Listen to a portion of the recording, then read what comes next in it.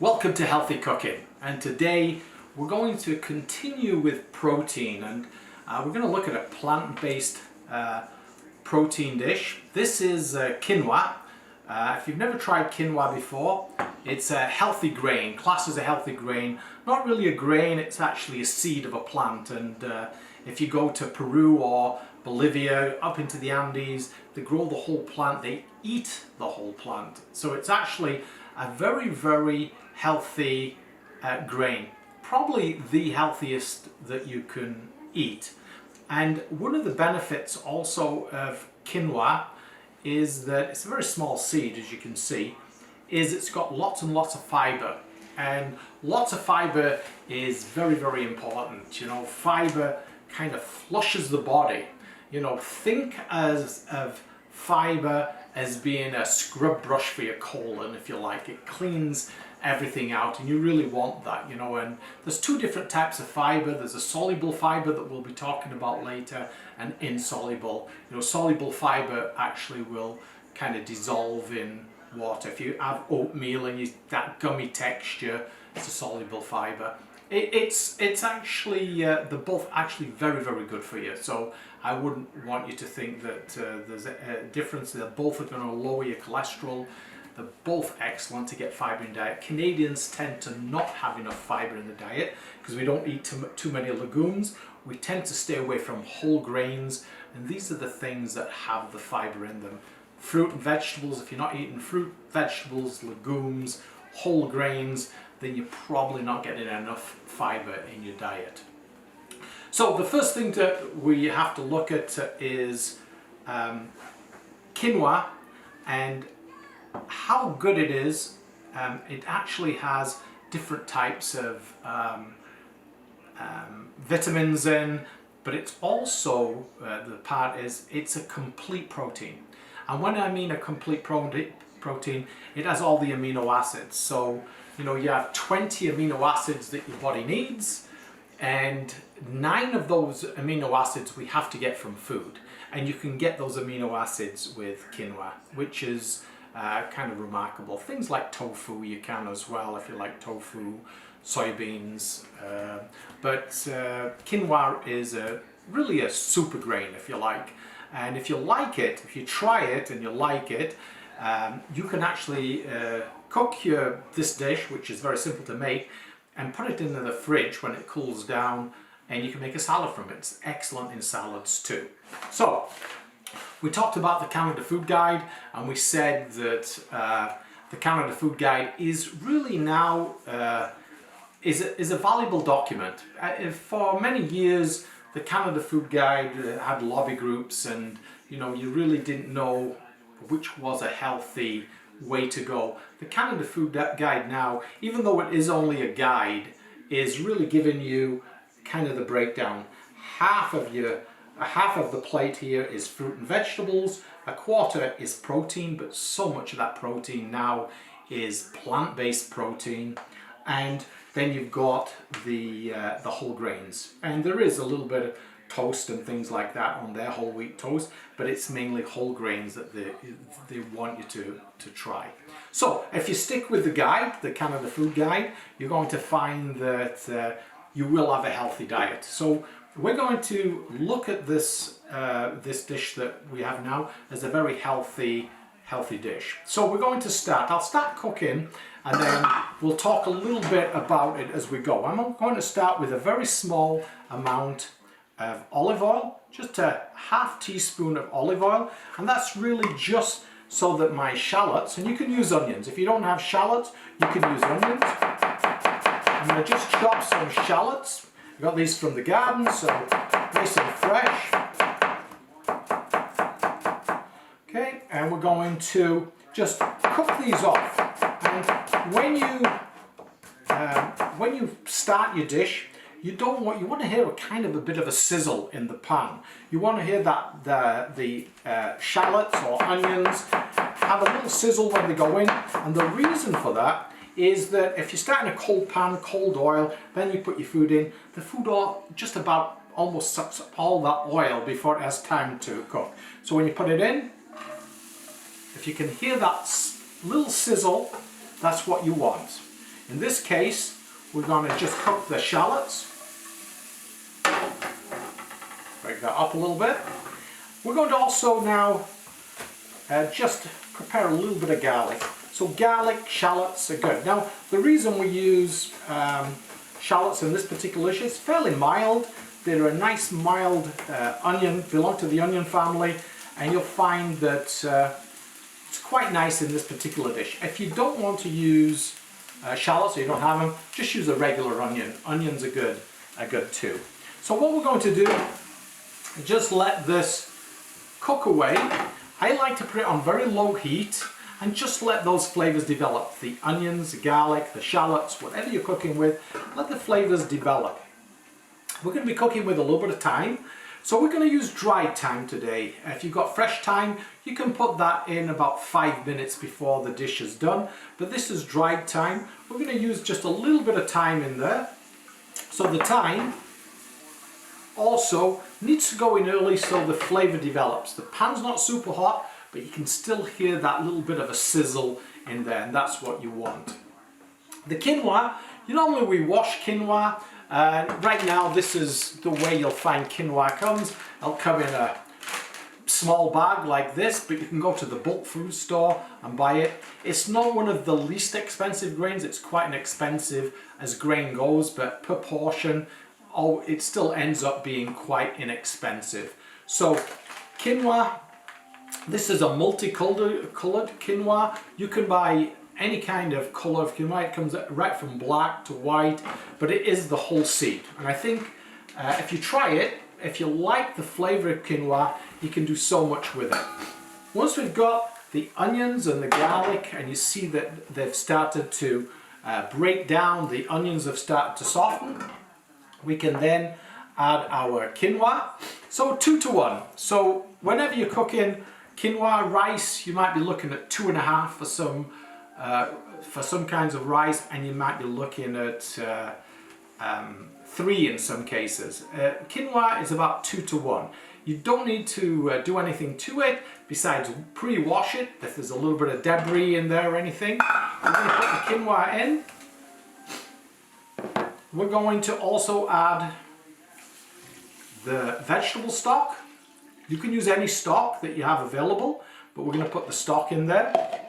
We add a bay leaf in there, and we're going to let that, now we can turn the heat right up. So as this cooks, it only takes about 15 minutes to cook quinoa. You can adapt this recipe. So the very simple pilaf recipe is going to be the recipe that I kind of promote, is just what I've done right there with red and yellow peppers. And usually what I do is I roast the peppers, and it adds extra flavor, but peppers have a good bang to them too. So I'm going to get the peppers ready, and the peppers basically is just going to be lots of color to this dish. And again, anything like a red pepper, for instance, also has a good bang to it. Red pepper, you're going to find that it's got lots of antioxidants in there, so it's a bright colored vegetables. We like to say that bright colored vegetables have more vitamins. So bright colored vegetable, it's got lots of antioxidants, it's got tons of vitamin C, it's got the B vitamins, especially folate in there. Not all the B vitamins, but it's got folate in there, which is excellent for you. So really, really nice in the dish and very healthy. So if you don't put it in a salad, you put it in a dish like this, you know the dish is going to be quite healthy. We're just going to chop it into nice big pieces and then just follow through with a blade and then dice it. And you're going to have these nice big pieces of yellow and red pepper in the final dish. Like I say, if you wanted to, you could put them in the oven or over the broiler and roast them, and then take the pieces. Just as good to serve them roasted. But I'm just going to cook these in. These are going to add lots and lots of flavor. You could add them right at the end, but because they're uncooked, we're going to add them a little bit earlier than we normally would. Put the peppers in.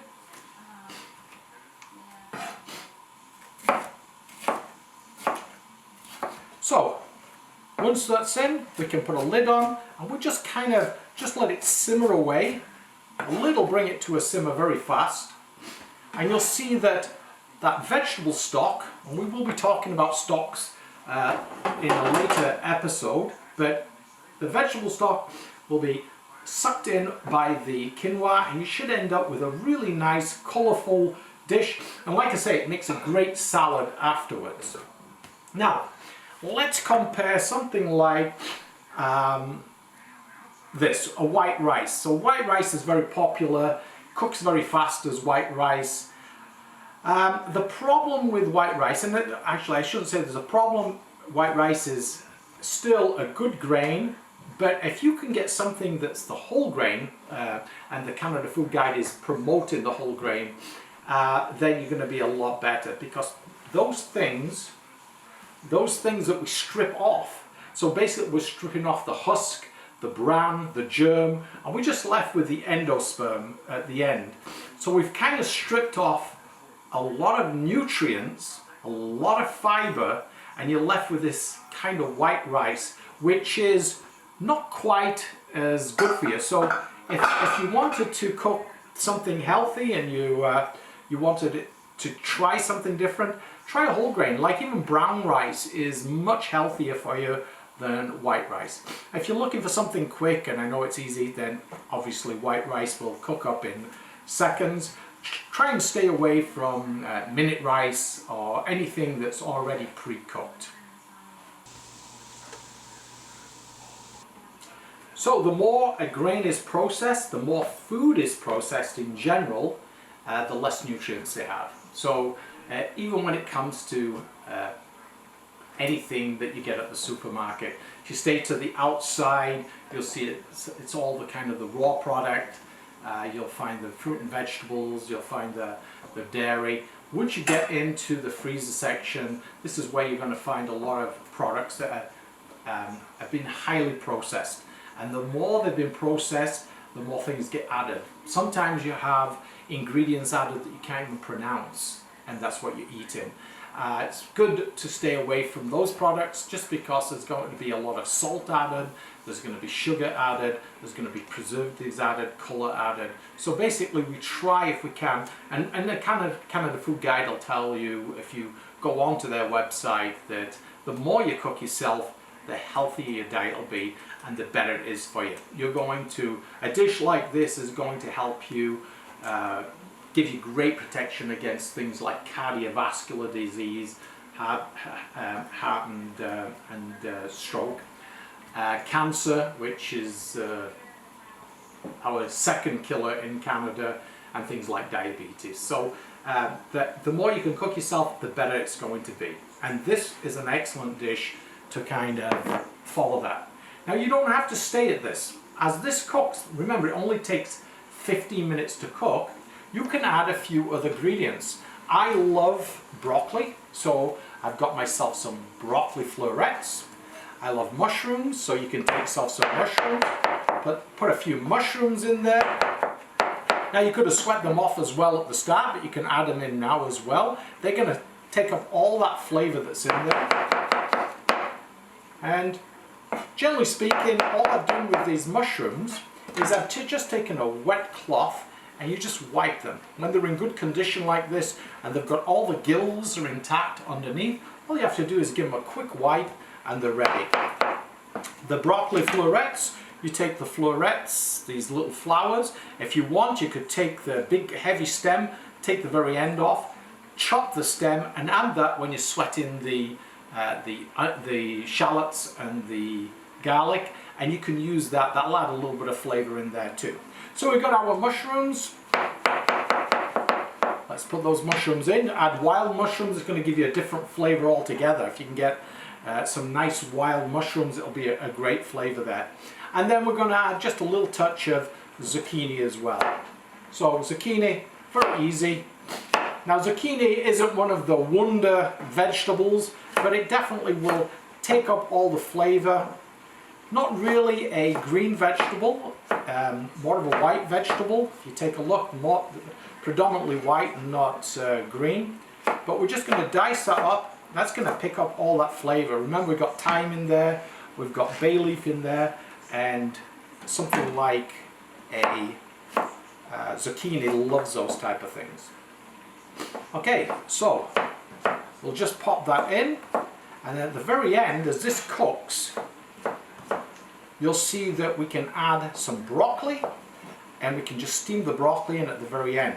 But because we've got all this in, it's got lots of flavour, you'll find that you don't need to add too much salt and pepper. Pepper is always a must, but pepper is going to be added to almost every dish. The one that you want to stay away from is the salt. So a little touch of salt, but not too much. Salt, as we said, has got sodium, and we know right now that one of the big killers is sodium and salt. So we try and kind of stay away. So this has got tremendous colour. I'm just going to let this now simmer away, let all those flavours mingle, and like I said, when this is cooked, when you want to cook, if you don't want to eat everything now, it's great cold, but it's also great as a little bit of a quinoa salad at the end. Lots of flavour in there. Now just before it's absorbed all the liquid, I would take the broccoli florets. I'd put the broccoli florets in, and if you want, I cooked a little bit earlier some black-eyed peas. We can put a few black-eyed peas in there. So you can add almost anything that you want to this particular dish. We're going to take the broccoli, just spin it around, and you'll see that as this little last bit of liquid evaporates, I'll just steam the broccoli, give it a beautiful green colour, and that entire dish then will be ready to eat. And that's all it takes, is 15 minutes. It cooks so fast that you get the full benefits of the vegetables. And I don't want you to think the vegetables I've added here is what you have to eat. You can add almost anything you want, but I love it because it's got a really, really nice look to it, and I like the flavour of quinoa. And I'd kind of encourage anybody that hasn't tried quinoa, and I know a lot of people have now, because quinoa is one of those new grains, if you like, that we've started to discover. And it's been around for thousands of years. I mean, it was around in the Andes before the Spanish got there, and unfortunately when the Spanish arrived in South America, and especially in Peru and Bolivia, then they started growing the Western grains, and quinoa got kind of pushed to the back. But the locals still ate quinoa, and it's still around, and now we know for the last 20-25 years, we know that quinoa is a super grain, much healthier than most of the Western grains, or all of the Western grains. So we're going to cook with it more and more, and you'll see it featured on more restaurants, and you'll see chefs cooking with it more and more. So you can see now the quinoa, there's just a little bit of liquid left in there. I'll just cover that, and we're going to just give that one blast now, absorb that last little bit of liquid. And even if we wanted, now we could turn the heat off, just allow it to sit for a few minutes before you serve it, and you'll see that it has this beautiful, beautiful texture and colour.